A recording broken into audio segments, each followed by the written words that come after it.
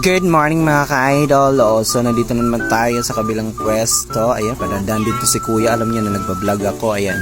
So ayan guys, bali pinapas forward ko na lang at medyo mahaba itong aking video. So ganito po ang ginagawa ko tuwing umaga pag nag-o-open ng tindahan dito sa plasticware. So ayan, medyo busy ako dyan.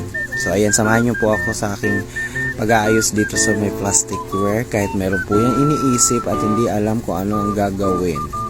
Dahil nga dun sa asawa ng aking kapatid, ayan.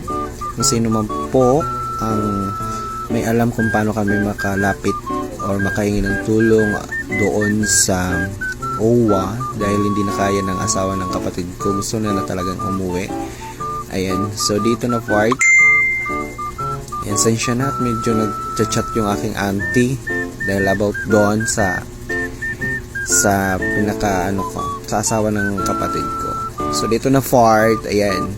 Kasi kahapon hindi ako dito yung nagbantay. Yung anak ng amo ko, ayan. Super kalat niya. At di ko alam kung saan to nagpakalagay. Ayan, pinahayaan lang dyan sa baba. So ngayon, ayan, inaayos ko siya. So ayan mga ka-idol ko, kung sino man po yung nakakaalam kung paano kami humingi ng tulong doon sa OWA, kung paano magreklamo para makauwi na yung asawa ng kapatid ko.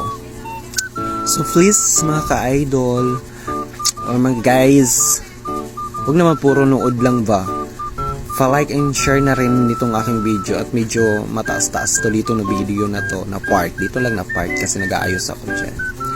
So ayan, ganyan po ang ginagawa ko tuwing umaga. So ayun, sa lahat po na nagtatanong kung kailan ako hindi busy, pag day off ko na lang. Salamat sa mga nag-i-invite sa akin. So hanggang dito na lang mga ka-idol. Please don't forget